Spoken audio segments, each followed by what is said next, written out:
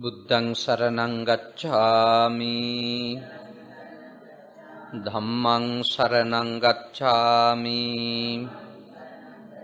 සංඝං සරණං ගච්ඡාමි ဒုတိယံ පි බුද්ධං සරණං ගච්ඡාමි ဒုတိယံ පි ධම්මං සරණං ගච්ඡාමි ဒုတိယံ පි සංඝං සරණං ගච්ඡාමි တတိယံ පි බුද්ධං සරණං ගච්ඡාමි တတိယံ පි ධම්මං සරණං ගච්ඡාමි တတိယံ පි සංඝං සරණං ගච්ඡාමි ติสรณගමනං සම්පුන්නං පානාති පාතා වේරමණී සික්ඛාපදං සමාදියාමි අදින්නාදානා වේරමණී සික්ඛාපදං සමාදියාමි කාමේසු මිච්ඡාචාරා වේරමණී සික්ඛාපදං සමාදියාමි මුසාවාදා වේරමණී සික්ඛාපදං සමාදියාමි සුරාමේරය මජ්ජපමා දත්තානා වේරමණී සික්ඛාපදං සමාදියාමි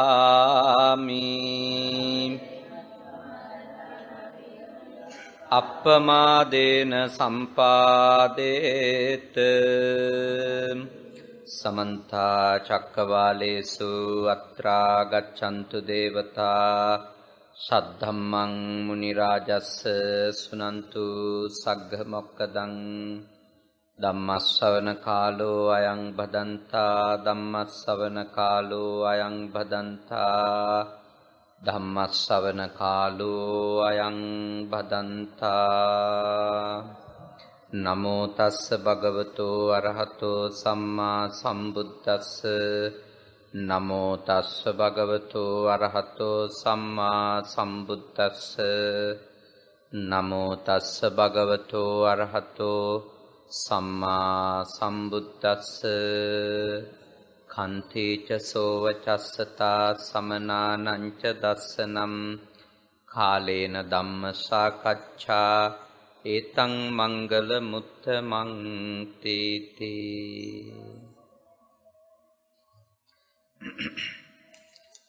කාරුණික ශ්‍රද්ධාකාමී පින්වතුනි බුදුහාමුදුරුවෝ දේශනා කරපු මහා මංගල සූත්‍රයේ තියෙන ගාථාවක් තමයි මම සඳහන් කළේ. කන්තිච සෝවචස්සතා සමනානංච දස්සනං කාලේන ධම්ම සාකච්ඡා ඒතං මංගල මුත්තමං කියන ගාථා ධර්මය.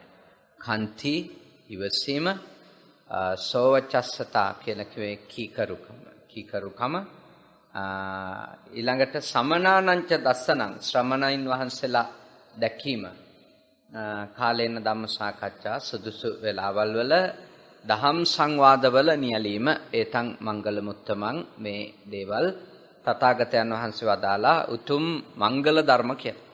දැන් අපි බලමු කොහොමද මේ කරුණු අපේ ජීවිතයට අදාළ කරන්නේ.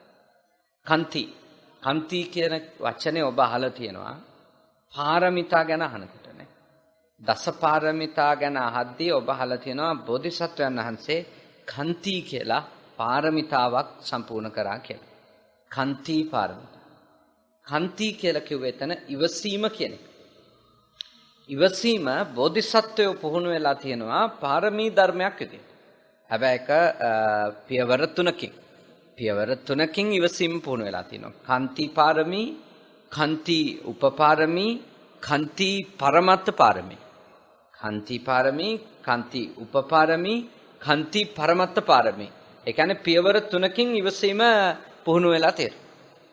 එතකොට ඉවසීම පුහුණු වෙන්න තියෙන තල තුනක්, අවස්ථා තුනක්. ඒක පාරමී, උපපාරමී සහ පරමත්ත පාරමී කියන්නේ. මෙහෙමයි ඒක තේරුම් ගන්න ඕනේ මේ විදිහට. දැන් කන්ති පාරමී කියන්නේ ඉවසීම පාරමී ධර්මයක් විදිහට පුහුණු වෙනකොට අපිට එනවා අභියෝගයක්. මොකද අපි අමාරුවෙන් සූදානම් කරපු, රැස් කරපු, හම්බ කරපු, එකතු කරපු දේවල් වලට අභියෝග කරන අවස්ථා එනවා. ආණ්ඩුවෙන් ඇවිල්ලා ලයිට් කණු දාන්න දෙනවා අපේ ගේ මැදින්. එතකොට අපි අමාරුවෙන් ඒත් අපි නිත්‍යානුකූලව, අපි ධර්මානුකූලව එකතු කරපු දේවල් වලට අභියෝගයක් එන වෙලාවේදී අපි ඒ අභියෝගය අපට තියෙද්දිත් අපේ ඉවසීම බිඳවට ගත්තේ නැතොත්, ඒ වගේ අභියෝගයක් අපිට තියෙද්දී අපි ඉවසීම නැති කරගත්තේ නැතොත්, ඒකට කියනවා කාන්තිපාරමී. ඒක සාමාන්‍ය විදිහට අපිට ධර්මයේ තෝරලා දෙන්නේ මෙහෙමයි.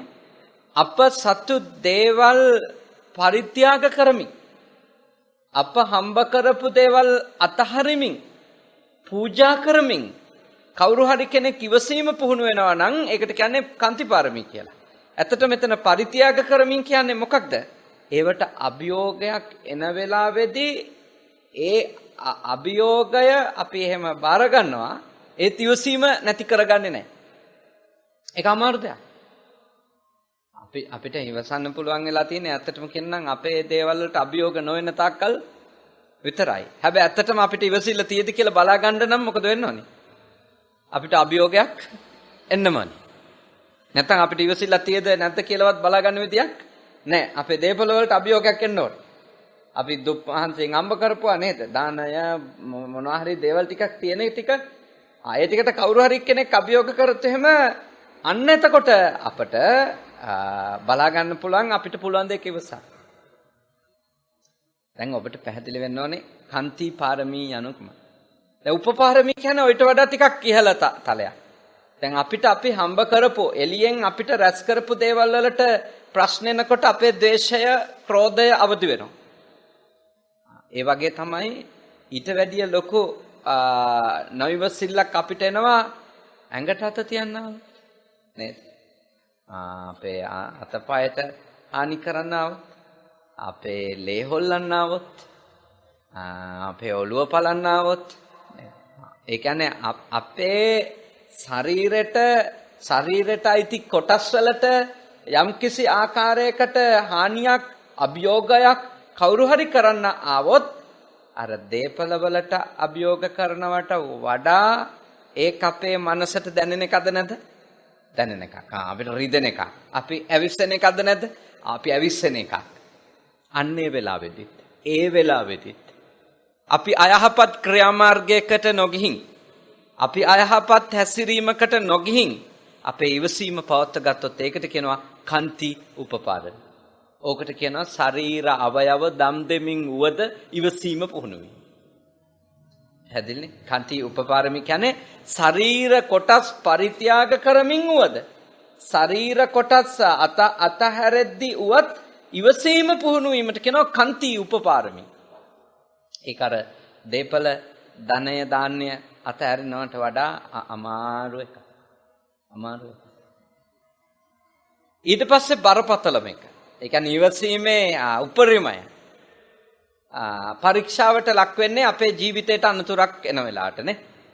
අතපයට, ලේවලට, ඇහැට, කනට හානි වෙනකොටත් ඒකත් අපි බොහොම තදට ඇවිස්සෙන වෙලාවක් තමයි. නමුත් මරණවම කියන එක આવොත් නේද? අපි මෙතනින් ඉවරයි කියන එක આવොත් එතෙන්දී අපි ඊටත් වඩා අපේ මනසේ අවදිවීමක්, අකමැත්තක්, ද්වේෂයක් එනවා. අන්න ඒ ජීවිත අභියෝගෙන වෙලාවට අවයව වලට අභියෝගේ හෝ දේපල වලට අභියෝගේ නෙමෙයි, සන්තක දේට අභියෝගේ නෙමෙයි, මුළු ජීවිතේටම අභියෝගයක් පැමිණෙන අවස්ථාවේදී කවුරු හරි කෙනෙක් එයාගේ ඉවසීම නැති කරගන්නේ නැත්නම් එයාට කියනවා කන්ති පරමත්ත පාරමී පුරණ එක. දැන් පැහැදිලි නේද? ඒක ලේසි වැඩක් නෑ. දැන් අපිට දෙවනි සහ තුන්වෙනි එක ගැන තාම හිතන්නත් ටිකක් දුෂ්කරයි. මොකද තාම අපි ඒ වගේ අවස්ථාවක ඉවසයිද නැද්ද කියලා බලන්න කවුරුත් අපිට එහෙම ඇවිල්ලා නෑනේ. දැන්ට තියෙන්නේ අපේ ඔය මොනවා හරි අරගන්න හදන එක, අපේ දේපල වලට ප්‍රශ්න ඇති කරන එක, ඔප්පු වලට අර එහෙම අයිතිකාරයෝ එන ඒ වගේ ඒවා විතරනේ. ඒ නිසා ඔබ ඊටාම බුද්ධිමත්, ඔබ ඊටාම ප්‍රඥාවන්තව තේරුම් ගන්න ඕනි එකක් තමයි ඉවසීම පුහුණු වෙනවා කියන්නේ සරල දෙයක් නෙමෙයි. ඒක ලොකු අභියෝගයක්. ඒක කොච්චර අභියෝගාත්මක එකක් වෙනවද කියනවා නම් ඇත්තටම අපි ඉවසනවද, ඇත්තටම අපි ඉවසන්නේ නැද්ද කියන එක පවා තීරණය වෙන්නේ අපිව පරීක්ෂණයකට ගොදුරු වුණොත් විතරයි. පරීක්ෂණයකට අපි ගොදුරු නොවි, පරීක්ෂණයකට අපි ලක් නොවි අපිට කියන්න බෑ අපි ඉවසනවද නැද්ද කියලා. අපි කාටවත් කියන්න. අපි හරි හොඳ මිනිස්සු විදියට ඉන්නේ ඇත්ත වශයෙන්ම කියනනම් අපිට අභියෝගයක් එන්නේ නැති තාක්කල් විතරයි. නේද? අපේ තාත්තට, බලයට, නේද? ධනයට, පැවැත්මට, අපේ විශ්වාසවලට අභියෝගයක් ආවොත් තමයි බලා ගන්න පුළුවන් ඇත්තටම අපි ඉවසනවා. දැන් මෙහෙම ඉන්නකොට කවුරුත් ඉවසන අය වගේද පේන්නේ නැත. දැන් මේ ඉන්න විදියට ඊටාම හොඳ ඉවසිලිවන්ත අය වගේ පේනවානේ. මමත් ඒ වගේ පේනවානේ. ඔබත් ඒ වගේ පේනවා. ඒ ගොඩාක් අය මිනිස්සු ගැන එහෙම නිගමන වලට ඇවිල්ලා තියෙන මෙන්න මෙහෙම ඉන්නෝ දැකලා. ඒ කියන්නේ ඒවා ඇත්තටම කියනනම් කිසිම අවබෝධයකින් තොරව හදාගත්තු නිගමන.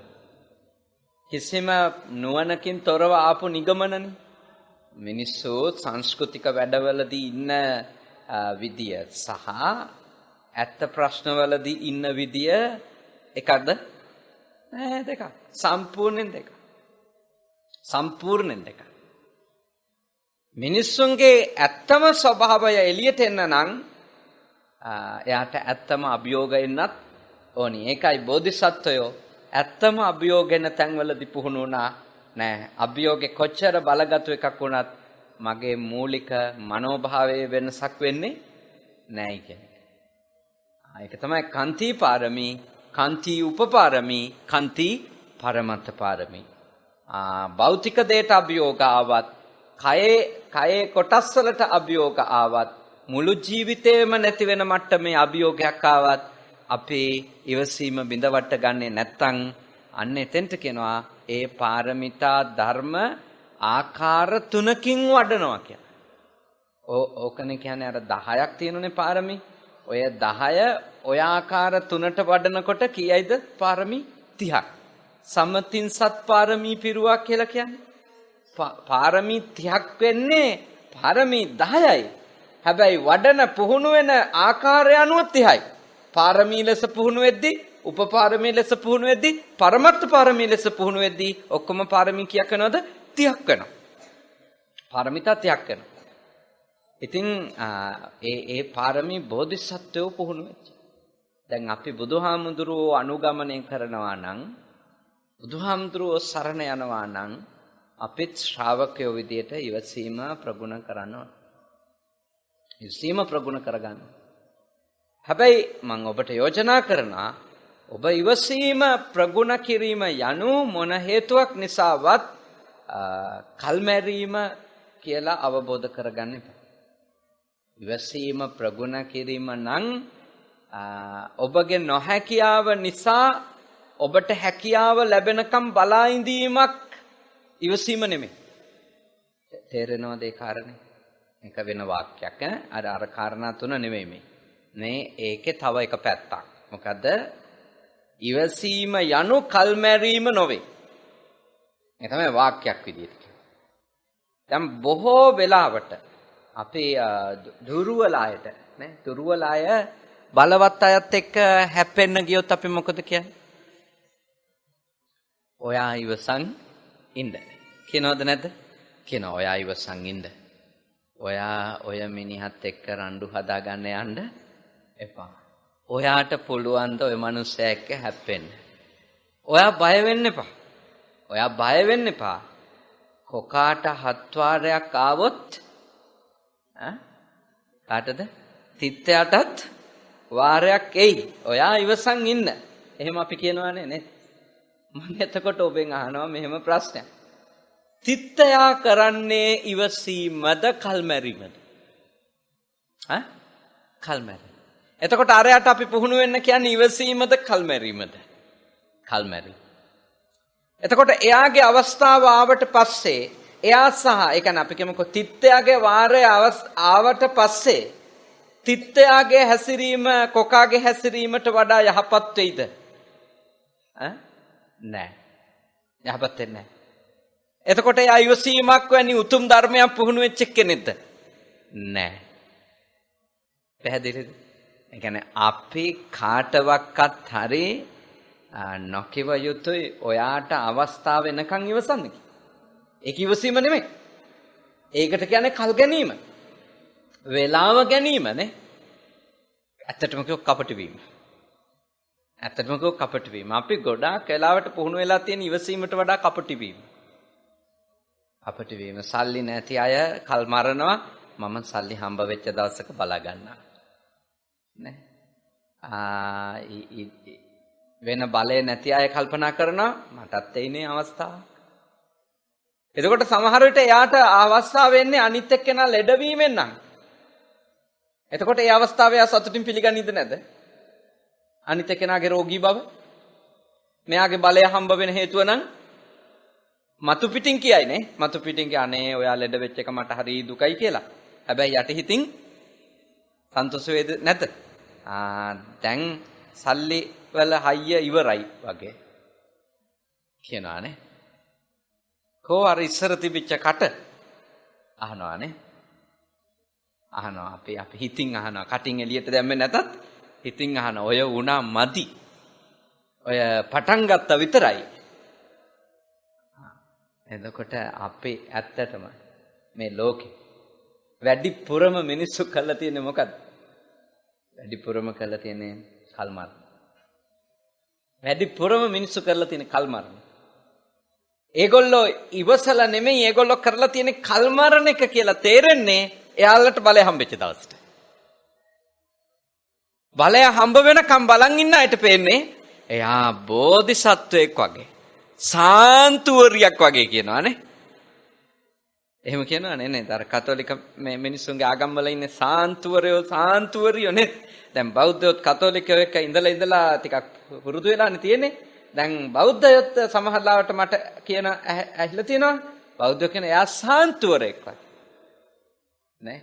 එයා සාන්තුවරියක් වගේ. ඒ කියන්නේ එච්චරටම එයාගේ හොඳ ගති තියෙනවා කියලා.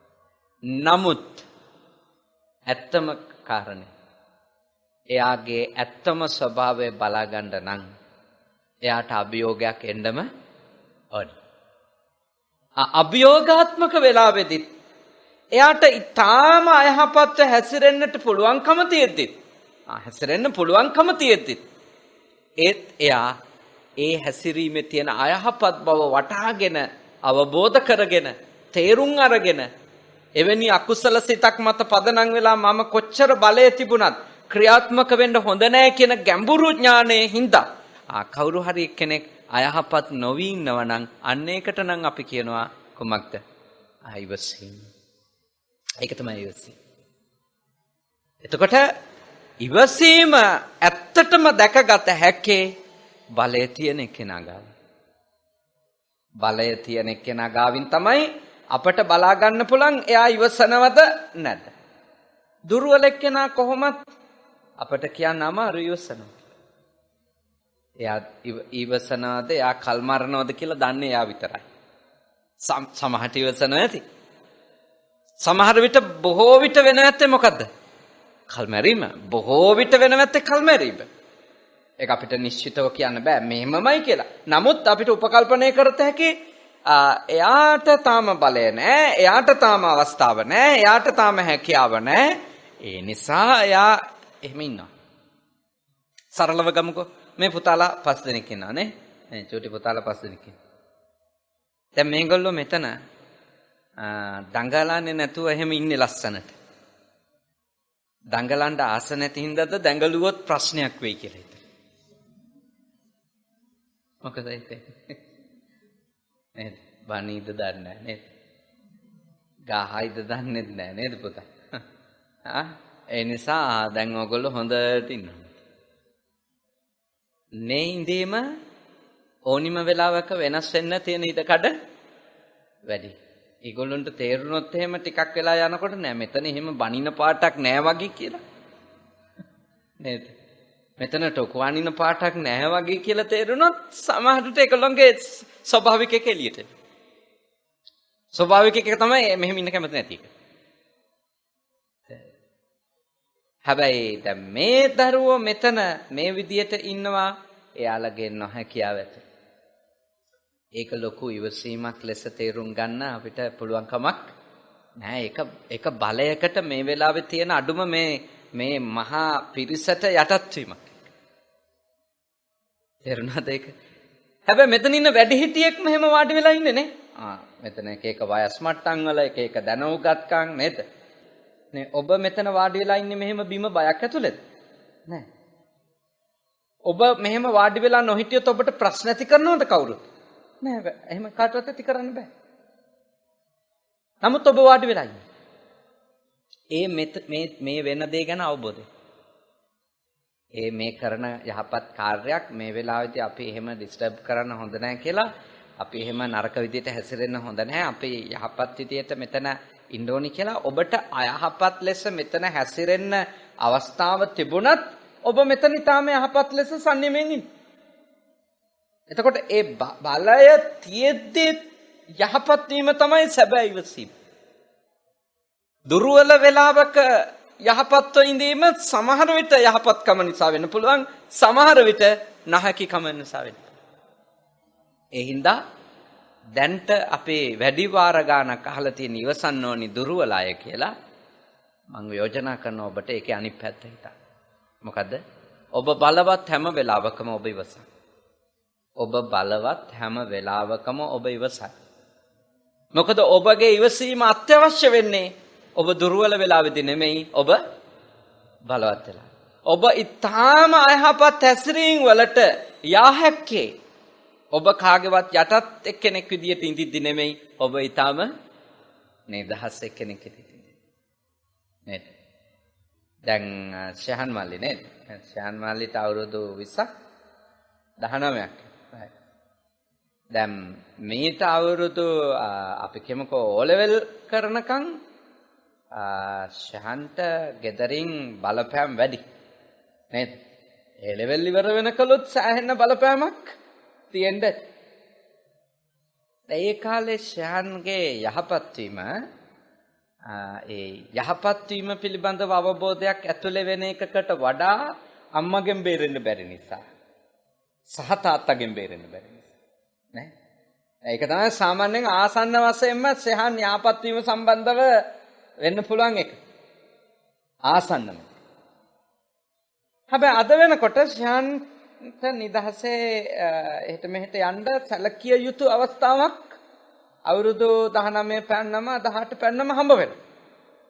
දැන් මෙතනදී ශහන් යහපත්ව ඉන්නවා නම් ඒ යහපත්ව ඉන්නේ මොකකින්දද? අයහපත් වීම පිළිබඳව තියෙන නරක යම් දුරකට හරි තේරුම් ගන්න. එතකොට නිදහස හම්බුණත් වැරදි කරන්න යන්න දෙස්සරයක් විතර. දෙස්සරයක් විතර. මොකද ඒකේ තියෙන නරක දාන්න. දැන් මේ යහපත් බව අවබෝධය වැඩි වෙන්න මොකක් වෙන්න ඕනිද? වාදනය වෙන්න. එතකොට තමයි එයා ඉවසීමෙන් එයාගේ හැඟීම් එක්ක වැඩ කරන කෙනෙක් කියලා කියන්න පුළුවන්. ඉවසීමෙන් එයාගේ හැඟීම් එක්ක වැඩ කරනවා. ඉවසීමෙන්. කියන්නේ ඔබ ඉවසීමෙන් ඔබේ හැඟීම් එක්ක වැඩ කරන. තරහ විතර නෙවෙයි ඉවසන්න ඕනේ. තරහ විතරනේ අපිට එන ආසාව ඉවසන්න ඕනේ. අපිට එන මෝහය ඉවස ගන්න ඕනේ. අපිට එන ඊර්ෂ්‍යාව ඉවස ගන්න ඕනේ. තරහ විතර නෙවෙයි ඉවසන්න ඕන. ගොඩක් වෙලාවට අපි ඉවසීම හරියට නිකන් තරහේ අනිත් පැත්ත වගේ හිතන් ඉන්නේ නේ. තරහයට ප්‍රතිවිරුද්ධව කරන්න ඕනි එක තමයි ඉවසිල්ල වගේ හිතන්. නමුත් ඉවසන්න ඕනි තරහ විතරක් නෙමෙයි. දැන් ආසාව ඉවසගත්තේ නැතොත් මොකද වෙන්නේ? ආසාව ඉවසගත්තේ නැතොත් අපිට කාගේ හරි අපි මෙහි ආවනේ අද. ඔන්න දැන් අපි ඇවිල්ලා අපි ඉන්නකොට අපිට පේනවා ලස්සන ඔරලොස්සුවක්. ඒකයි මේ ගෙදර අයට. මේ ඔරලොස්සුව දකින්නකොට අපිට ආස හිතෙනවා. ආසාව ඉවසගත්තේ නැතොත් මොකද වෙන්නේ? අපි යන ගමන් හිමින් උස්සන් යනවා මේක. තේරුණානේ? ඒ කියන්නේ ආසාව ඉවසගත්තේ නැතොත් අපි හොරෙක් වෙනවා. අනුන්ට අයිති ස්ත්‍රියක් ගැන, අනුන්ට අයිති පිරිමියෙක් ගැන අපිට කාමුක ආසාවක් ගැන. අපි ආසාව ඉවසගත්තේ නැතොත් කාමිත්‍යාචාරය. කාමිත්‍යාචාරය. වැරදි විදියට ඒ ආශාව ඉෂ්ට කරගන්න අපි පෙළඹවීම කරන්න යනවා. හෝ අපි පෙළඹෙන. එතකොට ඉවස ගන්න ඕනි තරහ විතරද? නෑ. අපි ඉවස ගන්න ඕනේ ආසාව. අපිට එන ආසාවල් ඉවසගත්තේ නැති වුණනම් අපි පස්පව් කරනවා. දස අකුසල් කරනවා. සම්මා දිට්ඨි සූත්‍රයේ උතුම් සරියුත් මහරහතන් වහන්සේ අපිට දේශනා කරනවා අපි දස අකුසල්ම කරන්න පුළුවන් කුමක් මුල් වෙලාද? ලෝභය කියන අකුසල මූලයෙන්. එහෙනම් ආසාව තණ්හාව කියන සිත නිසා අපි දස අකුසල්ම කරන්න පුළුවන්. සම්මා දිට්ඨි සූත්‍රයේ මජ්ක්‍ධිම නිකායේ තියෙන්නේ අරන් කියවනේ එහි පෙන්නනවා දස අකුසල්ම කරන්න පුළුවන් කෙනෙක් අකුසල මූලය හරියට අවබෝධ කරගෙන ඉවසුවේ නැත. ඒක හිත හදුවේ නැතොත් තණ්හාව නිසා බොරු කියනවා, තණ්හාව නිසා කේලම් කියනවා, තණ්හාව නිසා පරුස වචන කියනවා, තණ්හාව නිසා හිස් වචන කියනවා, තණ්හාව නිසා හොරකම් කරනවා, තණ්හාව නිසා ප්‍රාණඝාත කරනවා, තණ්හාව නිසා කාම මිත්‍යාචාරයට යනවා, තණ්හාව වැඩි වෙන්න අනුන්ගේවටත් ආස වෙනවා, තණ්හාව වැඩි වෙන්න තමන්ට වඩා බලවත් අය අභියෝග කරගන්න බෑ නම් එයා නැස්ති වේවා මැරේවා කිය හිත ඉන්නවා. අද නැතුවට හෙට මැරෙයි කියලා හිතනවා. තණ්හාව වැඩි වුණා මොකද මැරුණම නම් ඒක හම්බෙන්නේ. එයා හිත ඉන්නවා මෙයා ඉවරුනොත් ඉවරයි මේ ප්‍රශ්නේ ඉවරයි. එහෙම හිත ඉන්න මිනිස්සු තණ්හාව වැඩි වුණා. තණ්හාව වැඩි වුණා ඊළඟට භයානකම එක තමයි මොනවා කරත් පවු නැහැ කියලා හිතනවා. තණ්හාව වැඩි වුණාම මිනිස්සුන්ට හිතන එකක් තමයි මොනවා කරත් පවු නැහැ. මොනවා කරලා හරි අපිට ඉන්න පුළුවන්. මොන පවුද? මොකද ආසාව වැඩි වුණනම් අපේ ලිමිට් එක හොයාගන්න බෑ අපිට. එතකොට ඔබට වැටහෙන්න ඕනේ බුද්ධ ධර්මයට අනුව ඔබට වැටහෙන්න ඕනේ ඉවසන්න තියෙන්නේ තරහ විතරක්. තරහත් ඉවසන්න ඕනේ. තරහ ප්‍රධාන. මොකද තරහ ඉවස ගන්න කියන එකට හේතුවක් තියෙනවා. ආනන්තරීය පාප කර්ම තියෙන්නේ. මොනවද? බුදුහාමුදුරු කෙනෙක්ගේ ඇඟේ ලේ හොලවන එක, රහතන් වහන්සේ කෙනෙක් මරණ එක, සංඝයා ભેද කරන එක, අම්මා මරණ එක, තාත්තා මරණ එක, අන්න ඒ ආනන්තරීය පාප කර්ම කරද්දී ප්‍රධාන චෛතසිකය වෙන්නේ කුමක්ද? ද්වේෂය. තරහෙන්, දරුණු ක්‍රෝධෙන්, වෛරෙන් තමයි එහෙම කරන්න පුළුවන්. ඒ පහ. ඒක හුදෙක් ලෝභය හින්දාම වෙනව නෙවෙයි. ලෝභයත් මුල් වෙලා තියෙන පුළුවන්. නමුත් එතනදී බලගතුව ඉදිරිපත් වෙන චෛතසිකය ද්වේෂය. ඒ නිසා අපි ද්වේෂය දුරු කිරීම සම්බන්ධ විශේෂ පුහුණුවක ඉන්නම ඕනි. මොකද ද්වේෂය අපි ගාව තියෙනවා කියන්නේ අපි ඕනිම මේ ආත්මෙ නැතත් ඕනිම ආත්මෙකදී අර පව් ටික කරන්න තියෙන ඉඩ කඩ වැඩි. එකක් හරි අපි මේ බෞද්ධ වෙලා ඉපදිච්ච නිසා ඕක අපිට මතුරලා නේද? අපි යම් කිසි ආකාරයක බයක ඉන්න හින්දානේ අම්මට තාත්තට අත උස්සන්නේ නැත්තේ. අපි වෙන ආගමක උපදිනවා. නිකන් හිතන්න. වෙන ආගමක මිනිස්සෙක් වෙලා ඉපදුනා කියමුකෝ. ඒ ආගම් වල උගන්වනවද අම්මා මරණ එක අනන්තරීය කියලා? නෑ. තාත්තා මරණ එක අනන්තරීය පාප කර්මයක් කියලා කතෝලික ක්‍රිස්තියානි වගේ ආගම් වල උගන්වනවද? මම දන්න තරමට නෑ. අනන්තරීය පව් කියලා උගන්වන්නේ. එතකොට එහෙම උගන්වන්නේ නැති ආගමක ශ්‍රාවකයෙක් වෙලා ඉපදුනාම අපිට නිකන් හරි කේන්ති ආවොත් අපේ දරුණු ද්වේෂයකදී ඒගොල්ලෝ මරන්න උනත් පුළුවන්. එහෙම මැරුවම අකුසලේ නැති වෙනවද කතෝලික කියලා? නෑ. කතෝලික කියලා අකුසලේ අඩුවක් නෑනේ. මරන්නේ මවුනේ. මව් මරණ චේතනාව හින්දානේ යාට විපාකයක් එන්නේ. පියා මරණ චේතනාව හින්දානේ විපාකයක් එන්නේ. එතකොට මේ චේතනාව සැකසෙන්න ප්‍රධාන හේතු වෙන්නේ මොනවද? තණ්හාව, ද්වේෂය, මෝහය නේ. මිත්‍යා දෘෂ්ටි. ඔයයිනේ ඒ සිත සැකසෙන්නේ. ඒ හින්දා අපි හැම තිස්සෙම උත්සාහ කරන්න ඕන අපි දරුණු පව්වලට, දරුණු අකුසල් වලට, දරුණු පාපකාරී ක්‍රියාවලට පෙළඹෙන මනසින් නිදහස් වෙන්න. ඒ හින්දා ඉවසීම ඔබ පුහුණු විය යුත්තේ තරහ නැති කරගන්න විතරක් නෙමෙයි සියලුම අකුසල සිතුවිලි දුරු කරන්න තියෙන හොඳ ක්‍රමයක් තමයි ඉවසීම. සියලු අකුසල සිත් දුරු කරගන්න හොඳ එකක්. ඒකට හොඳ උදාහරණයක් තියෙනවා. මජ්ක්‍ධිම නිකායේ තියෙනවා දෙවනි සූත්‍රය මූලපණ්ණාසකේ. දෙවනි සූත්‍රය සබ්බාසව සූත්‍රය අහලා ඇතිනේ. සබ්බාසව සූත්‍රය භාග්‍යවතුන් වහන්සේ දේශනා කරන්නේ සියලුම ආශ්‍රව දුරු කරගන්න ක්‍රම 7ක්. ඒ කියන්නේ අපේ සියලුම හැඟීම්, සියලුම කෙලෙස්, සියලුම සිතුවිලි නරක ඒවා නැති කරගන්න තියෙන ක්‍රම 7ක්. සබ්බාසව සූත්‍රයේ තියෙනවා. අරගෙන කියවන්න. ඒක කියවනවට වඩා ලේසි සබ්බාසව සූත්‍රයෙන් කියපු බණක් අහන එකනේ. සබ්බාසව සූත්‍රයෙන් හොඳ දේශනා කරලා තියෙනවා සාමින්හන්සලා කීප නමක්ම. උදාහරණයක් විදිහට මම ඔබට කිව්වොතින් එහෙම අහන්න පුළුවන් පිටිකල ගුණරත්න හාමුදුරුවන්ගේ වටින දේශනාවක් තියෙනවා සබ්බාසව සූත්‍රයෙන් ඔබට අහන්න පුළුවන්. මං හිතන්නේ උඩුදුම්බර කාශ්‍යප සායනන්සෙත් සබ්බාසව සූත්‍රයෙන් තාම වටින දේශනාවක් කරලා තියෙනවා මං අහලා තියෙනවා. ඊළඟට දොළොස්වර උදිත තීර සායනන්සේ සබ්බාසව සූත්‍රයෙන් දේශනා කරලා තියෙනවා. මම YouTube එකේ මං අහපුවා. මං ඔබට යෝජනා කරනවා ඔබට පුළුවන් අහන්න. ඔබට පුළුවන් ඒ සූත්‍රය හරි ලස්සනට අපිට පෙන්වනවා. ඒ සූත්‍රය අපිට ලස්සනට කියලා දෙනවා කොහොමද ආශ්‍රව දුරු කරගන්න බුදුහාඳුරෝ යෝජනා කරපු ක්‍රම 7ක් තියෙනවා. එයින් එකක් තමයි මොකද්ද? ඉවසීමෙන් ප්‍රහීන කිරීම. අදිවාසනා 5ක්. ඉවසීමෙන් දුරු කිරීම. එතකොට ඉවසීමෙන් දුරු කරගන්න කියන්නේ එක ආශ්‍රවයක්ද? නෑ. සබ්බ ආසව සියලු කෙලෙස්. සියලු කෙලෙස් ඉවසීමෙන් දුරු කරගන්න පුළුවන්.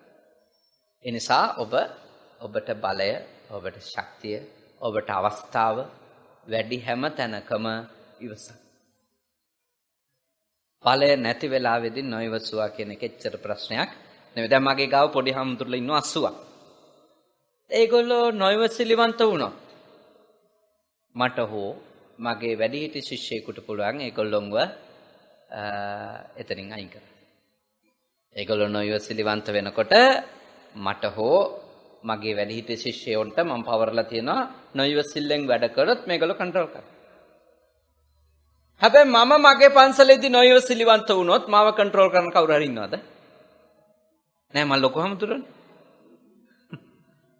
තේරුණානේ? ඒක ලොකු හාමුදුරු බේරගන්න කවුරුත් නෑ. පොඩි හාමුදුරුවෝ බේරගන්න ඉන්නවා කියමුකෝ ලොකු හාමුදුරුවෝ. ඒත් ලොකු හාමුදුරුවෝ නොඉවසිලිවන්ත වුණොත් කවුද බේරගන්නේ? අන්න එයාට තමයි අවබෝධය. එයාට ඕනේ මොකද්ද? ප්‍රඥාව. ලොකු හාමුදුරුවෝ නුවණින් තමයි තමන්ව බේරගන්නේ. මොකද ලොකු හාන්ට බලය තියෙනවා. ලොකු හාමුදුරුවෝ නොඉවසිලිවන්ත වුණොත් හැසිරෙන්න පුළුවන් විදිය බොහොම නරකයිද නැද්ද? බොහොම නරකයි. ගන්න තීන්දුව බලපෑම් වැඩිද නැද්ද? බලපෑම් වැඩි. සරල උදාහරණකින් තේරුම් ගමුකෝ. කාගේ ඉවසීමද වඩා වැදගත් වන්නේ කියන්නේ? ඇත්තටම කිව්වොත් ලෝකෙට භයානකම විපත කරන්න පුළුවන් බලවතාගේ නොඉවසිල්ලේදී. ඇත්තටම කොරියාව, නෝර්ත් කොරියාව වල වගේ ඉන්න නායකයාගේ කටයුතු ඉවසුවේ නැතොත් එහෙම ඩොනල්ඩ් ට්‍රම්ප් ඇතැම් විට ඊළඟ ලෝක යුද්ධය අපිට දැක ගන්න පුළුවන් වේ අපේ ජීවිත කාලේ. අපිත් ඒකේ ගොදුරු බවට පත්. එන්න හොඳට තේරුම් ගන්න. බලවත් කෙනා ඉවසන. බලවත් කෙනාගේ ඉවසීම ඒක කොයි වගේ එකද? උඩුගම් බලා පීනීම. ඒක අනුසෝතගාමීද පටිසෝතගාමීද? පටිසෝතගාමී. ඒක කැලණි ගඟට බැහැලා කවුරු හරි නාගලගම් වීදිය තියෙන්නේ නේද? මටක්කුලි පැත්තේනේ නේ? අර මොයකට පැත්තටනේ. ඒ පැත්තට පීනනෝ වගේ එකක්ද කැලණි පන්සල ගාවින් කැලණි ගඟට බැහැලා හැටන් පැත්තට පීනනෝ වගේද? ගිනිගත් වෙන පීනනෝ වගේද? බලවත් වෙලා දිවසන එක කැලණි ගඟට බැහැලා ශ්‍රීපාදේ පැත්තට පීනනවා. මොකද සැඩ පහර තියෙන්නේ ඒ පැත්තෙන් නේ. ඒ පැත්තෙන් තමයි මහා වේගකින් එන්නේ. එතකොට ඒ එන සැඩ පහරට එරෙහිව යන්න එපා. කවුරු හරි උඩට යන්න හිතුවොත් අන්නේ උඩට පීනීමට කියනවා මොකද්ද? පටිසෝතගාමි. ගංගාව ගලාගෙන යන පැත්තට පීනන එක එච්චර අමාරු වැඩක්ද? පීනන්න දෙයක්වත් නැහැ ඇතැම් විටනේ. ගහගෙන යනවා. මොයකට පැත්තට වේගෙන් යනවනේ ගඟ. අපි ආයේ ඒ පැත්තට. අතපය හොල්ලන්න දෙයක්වත් නැහැ. වැටීම පමණ ප්‍රමාණවත් නේ. ඒ ගඟට වැටීම පමණක් ඇති අපි ආයේ ඈතටම. ඒත් උඩහට එහෙම යනවද? යන්නේ නැහැ. ඒකට සැබෑ වීරියක් ඕනද නැද්ද? ඕනි. බලය තියෙද්දි ඉවසන්නත් අන්න ඒ වගේ තමයි. බලය තියෙද්දි ඉවසීම සැබෑම උඩුගම්බලා පිනීම. දුර්වල වෙලාවේදී ඉවසීම ගඟ ගලන පැත්තටම යෑමක්. ඒක එච්චර අමාරු නෑ. ඒක හරි ලේසි. දුර්වල වෙලාව ඉවසන එක සරල දෙයක්.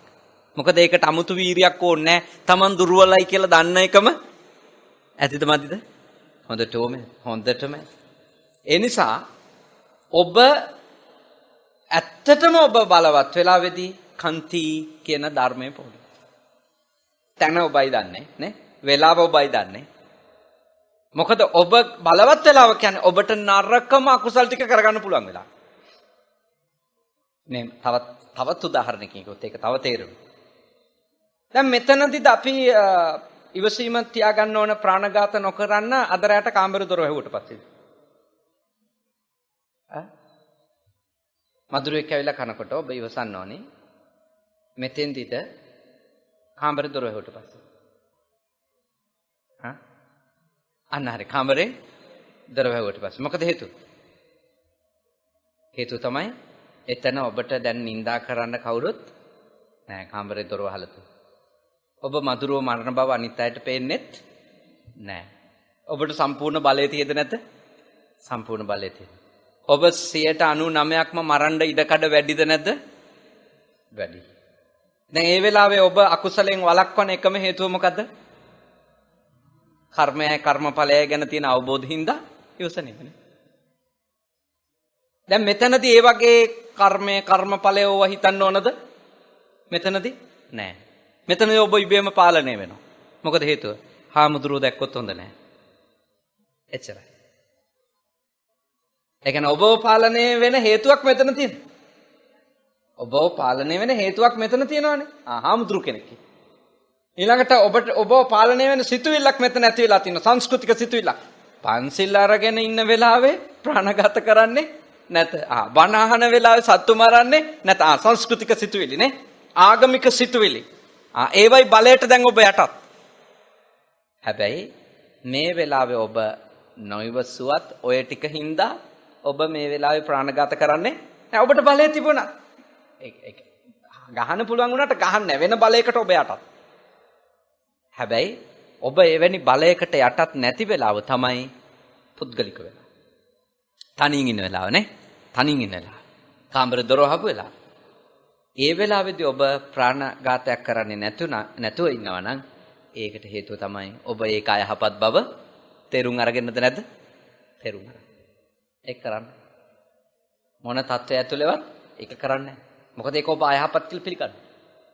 ඒක ඔබ විශ්වාස කරන ඒක අයහපත්. එච්චරයි. දැන් ඔබට වැටහෙන ඕන එක දෙයක්. මොකද්ද? ඉවසීම නම් අවබෝධයයි. ඉවසීම තහවුරු වෙන්නේ අවබෝධය වාදනය වෙන ප්‍රමාණය මත. ඒ කියන්නේ යමක් නරක ඇයි කියලා අවබෝධ වෙන තරමට කොච්චර අවස්ථාවක් අපි ඒක කරන්නේ නැහැ. ඒක තමයි ඉවසීම. එතකොට ඒ ඉවසීම බයක් ඇතුලේ, තැති ගැනීමක් ඇතුලේ, නැහැකියාවක් ඇතුලේ, වෙන ප්‍රශ්නයක් ඇතුලේ වෙන දෙයක් නෙවෙයි. තේරුම් ගැනීම.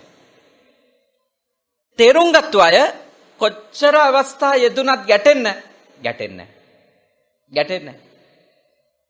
එයා ඉවසන්. හැබැයි ඒ ඉවසිල්ල නොතේරුම් ගත්ත අය හිතන්නේ කොහොමද? නොතේරුම් ගත්ත අය හිතනවා එයාට බලය තියෙද්දිත් එයා ගැටෙන්නේ නැති වුණාම මහා පෞරුෂයක් තියනවා කියලාද?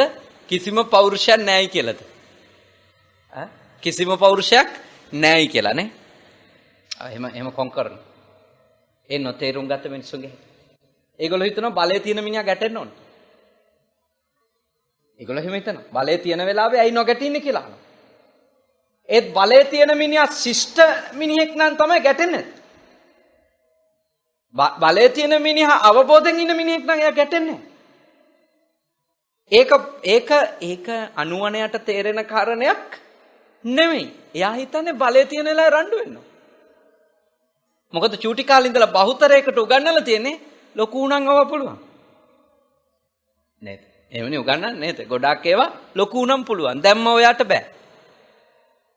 ඉතින් එතකොට ගොඩකගේ ඔළුවට ගිහින් තියෙන අදහස මොකද්ද? ලොකු නම් අපිට ඕන යහපතක් කරන්න පුළුවන්. ඒකනේ මිනිහ තැනකට යන්න අයහපත් වෙන්නේ අපේ රටට.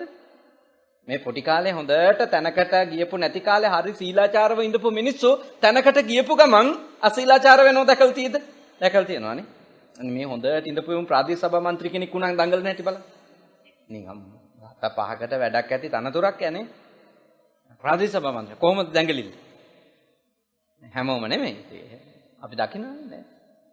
පළාත් සභා පාර්ලිමේන්තු කියන්නේ. ඒ මොකද හේතුව? එයාගේ ඔළුවට මේ සංස්කෘතිය ඇතුලේ මේ සංස්කෘතිය කියන්නේ බෞද්ධ සංස්කෘතිය නෙමෙයි. මේ රටේ මිනිස්සු හදාගත්තු සංස්කෘතිය. ඒක ඇතුලේ ඔළුවට චූටි කාලේ ඉඳලා දාලා තියෙනවා. ඔයා තැනකට ගියාම ඔයාට පුළුවන් ඕම හැසිරෙන්න. ඒකනේ අපි අපේ රටේ මිනිස්සු മന്ത്രിතුමා රෝන් සයිඩ් යනකොට සැලියුට් ගහලා සාමාන්‍ය මිනිහෙක් යනකොට බයින්. മന്ത്രിතුමා රෝන් සයිඩ් යනකොට පාරේ නේ අනිත් පැත්තෙන් යනකොට කඩාගෙන මිනිස්සු සැලියුට් ගහනවා. දැකලා ඇති නේද? අත්තුස්සනෝ ජය වේවා කියනවා නේ. ඒ කියන්නේ යන්නේ රෝන් සයිඩ්. සාමාන්‍ය මිනිහෙක් යනකොට මොකද වෙන්නේ? සාමාන්‍ය මිනිහෙක් වැරදි පැත්තෙන් ගියොත් පොලිසියත් අල්ලනවා. මිනිස්සුත් බයිනවද නැද්ද? පිස්සෙද්ද කොහෙදයි කියන්නේ. බලය තියෙන වෙලාවට ගියොත් පිස්සෙක් කියන්නේ. දැන් ඒකෙන් තේරෙනව නේද අපේ සමාජය ඉවසන්න ඕනි මිනිස්සු කියලා අඳුරගෙන තියෙන්නේ කවුද? නොහැකි අය. දුර්වල අය. හයියක් නැති මිනිස්සු තමයි ඉවසන්න ඕනි කියලා ඉගෙනගෙන තියෙන්නේ. ඒ නිසා හැම මිනිහෙක්ම මේ යුගයේ උත්සාහ කරන්නේ මොකද්ද? තැනකට එන්න. ඒ තැනකට එන්න තියෙන ආසාව ඇතුලේ ඊළඟට ඒක ඇතුලේ තියෙන කතාව තමයි මොකද්ද? එයා දන්නවා මටත් අර විදියට නටන්න පුළුවන් මාත් තැනකට ආව. ඒක තමයි අපේ රටේ ඇත්ත. ඒකයි තැනකට එන මිනිහා අසීලාචාර මිනිහෙක්. එනිසා මේ දරුවන්ට හරි කියලා දෙන්න මේවා කියලා දෙන්න එකයි මම. මේ දරුවන්ට හරි කියලා දෙන්න අපේ තැනකට යන්න තමයි ශිෂ්ට වෙන්නේ. අපි දුර්වල වෙලාවේ ශිෂ්ට වෙලා ඉන්නේ අවබෝධයෙන් නෙමෙයි බයට. ඒත් අපි බලවත් වෙලාවේදී තමයි තැනකට ගියාම තමයි අපිට අයහපත් ලෙස හැසිරෙන්නම බැරි. චූටි කාලේ අපේ යම් නොහික්මුණුකම් තිබුණත් අපි තැනකට ආවන් එහෙම කරන්න බෑ. අපි ලොකු වෙන්න හික්මෙන්න ඕන. අපි වයසින් මෝරන්න උගත්කම් වැඩි වෙන්න ධනය බලය අපිට ලැබෙන්න මොකද හික්මෙන්න ඕන. එහෙම නොහික්මුමෙන් වැඩ කරන තත්ත්වයට ආවොත් මේ රටේ මිනිස්සු තැනකට යන එක ගැන අපි බය වෙන්න ඕනිද නැද්ද? බය වෙන්න ඕනි. ඇයි? කවුරුත් හිතාගෙන ඉන්නේ තැනකට ගියාම ඕන එකක් කරන්න පුළුවන් කියලා නේ. එතකොට හොඳම දේ තමයි මිනිස්සු තැනකට යන්නේ නැතුව තුන්වෙනි ලෝකෙ නෙවෙයි හතරවෙනි ලෝකෙ වගේ ඉන්න එක හොඳයි. එයයි මේ රටේ මිනිස්සුන්ගේ ඔළුවේ වැඩ කරොත් අපි තැනකට ගියාම අපිට පුළුවන් අපිට ඕන එකක් කරන්න. එහෙම ඕන එකක් කරන්න බෑ. එහෙම කිරීම තැනකට ගියපු අය එහෙම කිරීම මහා විපත් ගෙනල්ලා දෙනවද නැද්ද? මහා විපත් ගෙනල්ලා දෙනවා. දුර්වල කෙනෙක් එහෙම කළොත් පාලනය කරන්න පොලිසිය හරි ඉන්නවා. බලවත් අය කරන වැරදි පාලනය කරන පොලිසියක්වත් නැති වෙලාවල් තියෙනවා. ඒ හින්දා ඔබ පුහුණු වෙන්න පුද්ගලිකව ඔබට බලය තියෙන හැම තැනම කන්ති ඉවසන්න. බලය තියෙන හැම තැනම ඉවසන්න. ඇයි ඉවසන්න ඕනි? ඒ හැසිරීමේ තියෙන නරක අවබෝධ කරගන්න. අපි කියමුකෝ පාරේ අපි ඉවසිල්ලෙන් යන්න ඕනියයි. පාරේ නොඉවසිල්ලෙන් යන එක වැරදි. පාරේ අපි નિયમિત මන්තිරුවේ යන්න ඕනි. ඇයි? ඒ වැරදි මන්තිරුවේ ගියොත් ඒ එන මිනිස්සුත් අමාරුවේ වැටලා අපිත් අමාරුවේ වැටලා ලොකු ප්‍රශ්නයක් එනවා. ඉතින් අපිට එච්චර හදිසියක් තියෙනවා මොකද කරන්න ඕනේ? ටිකක් වේලපහින් එන්න ඕනේ. එච්චරයි කරන්න තියෙන්නේ. කොච්චර බලය තිබුණත් අපි කරන්න ඕනේ ඒකනේ. දැන් මම දන්නවා මෙතන නාවින්න කියලා. නාවින්න වුණත් මම අතුරුගිරිය ඉඳලා එනකොට එන්න පුළුවන් ප්‍රශ්න අභියෝග දන්න හින්දා මං 4:10ට පිටත් වුණා. මම මේ වලට 4:45ට ඉන්න ඔය බෝධිකාව. මං හරියටම 4:45ට එතනට. ඒ හින්දා මට මෙතන 5:10ක් තියලා බණ පටන් ගන්න පුළුවන්. දැන් මම බලය තියනවා කියලා මට ඕන විදියට යන්න බෑනේ. එහෙම කරොත් ඒක අශිෂ්ටකම. ඒක බෞද්ධකම නෙමෙයි. අපිට බලය තියෙනකොට අපිට හැකියාව තියෙනකොට අපි ඉවසන්න ඕනේ. ඒකින්ද දුර්වලකමේ ප්‍රතිඵලයක් ලෙස ඉවසීම වෙනුවට අද ඔබ ඉගෙන ගත්ත මොකද්ද? බලවත්කමේ. මොන බලවත්කමේද? ප්‍රඥාවේ බලවත්කම. ඥානයේ බලවත්කමනේ. තේරුම් ගත්තු එකේ වැඩි බව නිසා ඉවසන. ඒකයි කියන්නේ අර පැරණි කවිය තියෙන ඉවසන දන රුපු යුදයට ජය කොඩියනේ. සතුරෝ දිනන්න ඕනි නම් මොකක් කරන්න ඕනිද කියලා කියන්නේ ඉවසන්න. ඉවසන අය එක්ක සතුරන්ට දිගටම ගැටෙන්න බැරුව. සතුරෝ පරදින. සතුරු පරදින කියලා අතහැරලා දාන්න. ඒ කියන්නේ ඔබේ අඛණ්ඩ ඉවසීම සතුරෙකුට පරාජයක් ගෙනල්ලා දෙනවා. ඒක කෙටි කාලීනව ගණන් හදන කෙනෙකුට අනුව නම් නෑ ඒකෙම නෙමෙයි. නමුත් දීර්ඝ කාලීනව බැලුවොත් බුද්ධිමත්ව බැලුවොත් ඇත්තටම කිව්වොත් ඉවසන එක්කෙනා තමයි ජයග්‍රාහකයා. ඉවසන එක්කෙනා දිනපු එක්කෙනා. ඒ නිසා ඒකට තේරුම්. දෙවෙනි එක සෝවචස්සතා.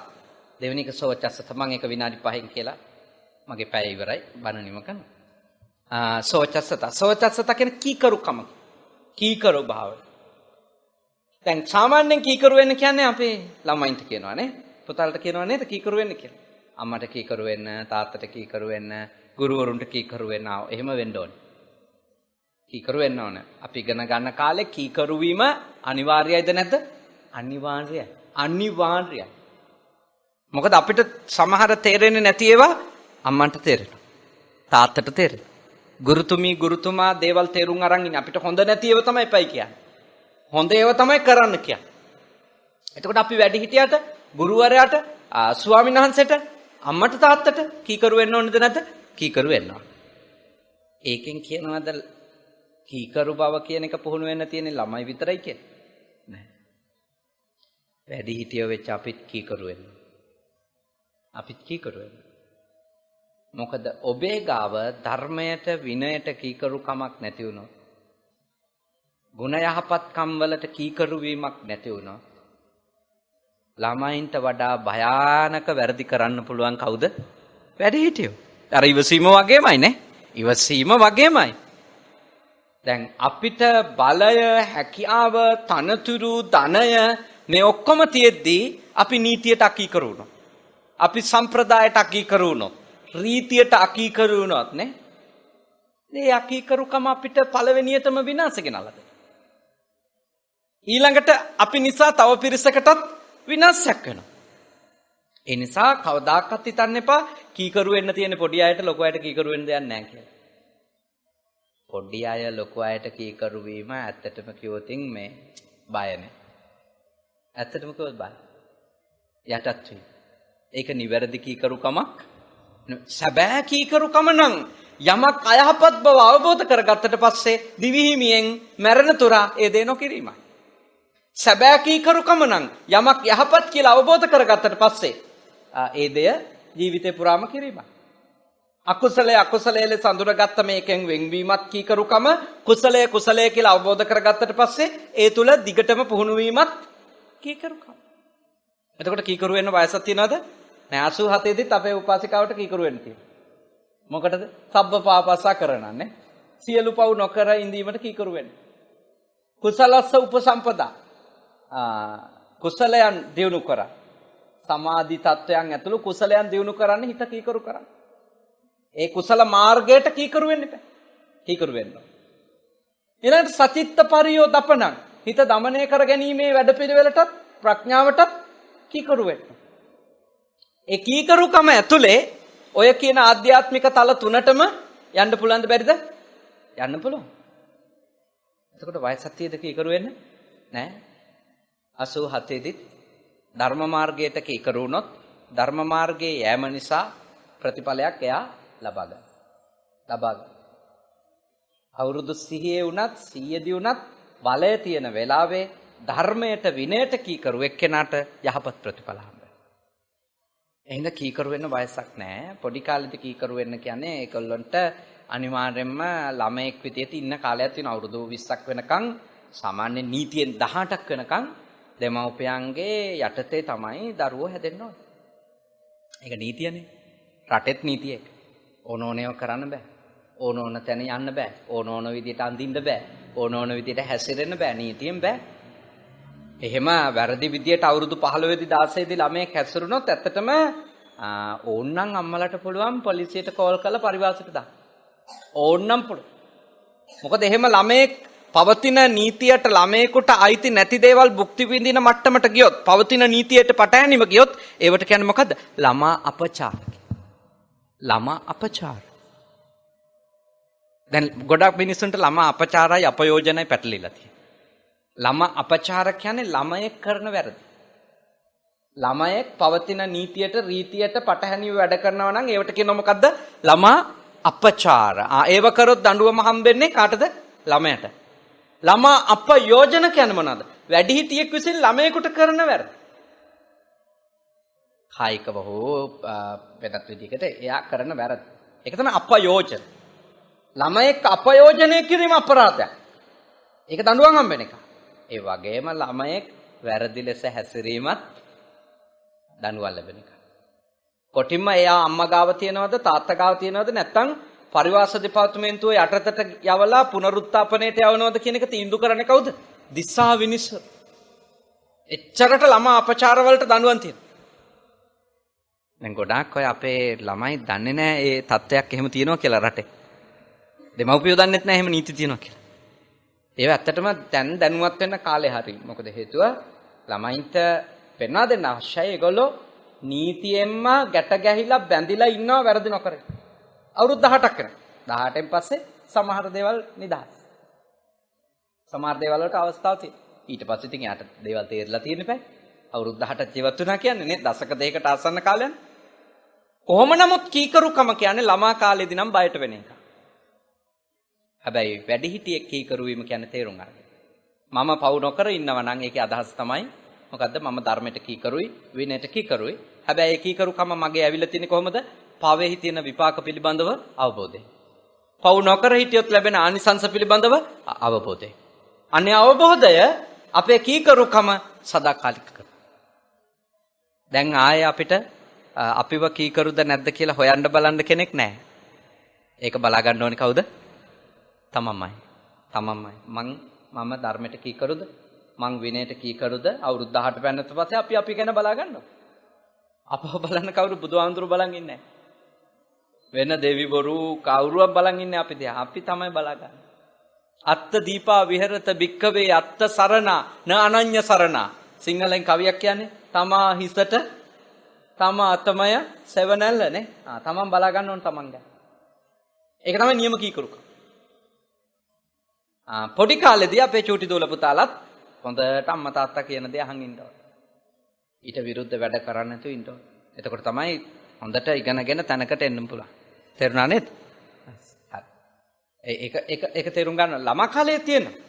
නමුත් එහෙමයි කියලා අපිට ළමයින්ට ඒක බෝල් එකක් විදියට පාස් කරන්න බෑ. අපි ළමයින්ට කිව්වොත් සුවචෝචස්ස ඕගොල්ලොන්ට තමයි. සෝවචස්සත අපිට නෙමෙයි. ඒ ඕගොල්ලොන්ට. එහෙම කියන්න ගියොත් අපි මේ ධර්මයේ පුහුණු වෙන එක නවතිනවද නැද්ද? නවතිනවා. මාත් කීකරු වෙන්න ඕනේ මේ ළමයි කීකරු වෙන්න. මාත් කීකරු වෙන්න ඕන මගේ පොඩි හඳුලත් කීකරු වෙන්න. කොමකටද කීකරු වෙන්නේ? වැරදි දේ නොකර ඉඳීමටයි, නිවැරදි දේ කිරීමටයි. ඒ ඇත්ත. වැරදි දේ නොකර ඉන්න කීකරු වෙන්න ඕනේ, නිවැරදි දේ කරන්න කීකරු වෙන්න ඕනේ. හරි. ප්‍රමාණවත්. ෆැක්ට් ඉගෙන ගත්තනේ ධර්ම කරුණු දෙකක් ඉගෙන ගන්න. කන්ති ගැන පූර්ණ අවබෝධයක් ලබා ගත්ත ඉවසීම කියන්නේ මොකද්ද කියලා? දෙක සෝවචස්සතා ගැනත් සැලකිය යුතු අවබෝධයක් ලබා. කීකරුයි. ආකාසට්ටා ච බුම්මට්ටා දේවානාගා මහිත්‍තිකා පුඤ්ඤන්තං අනුම් චිරන් රක්칸තු සාසනං ආකාසට්ටා ච බුම්මට්ටා දේවානාගා පුඤ්ඤන්තං අනුමෝදිත්වා චිරන් රක්칸තු දේශනං ආකාසට්ටා ච බුම්මට්ටා දේවානාගා පුඤ්ඤන්තං අනුමෝදිත්වා චිරන් රක්කම්තු මම් පරම්ති තී. කවුරුත් වන්දනා කරන්ට අභිවාදන සීලිස නිච්ඡං වද්දා පචායිනෝ චත්තාරෝ ධම්මා වඩ්ඩන්ති ආයුවන්නෝ සුඛං බලං ආයුරාෝග්‍ය සම්පatti සග්ග සම්පatti මේවච අතෝ නිබ්බාන සම්පatti මිනාතේ සමිජ්ජතු.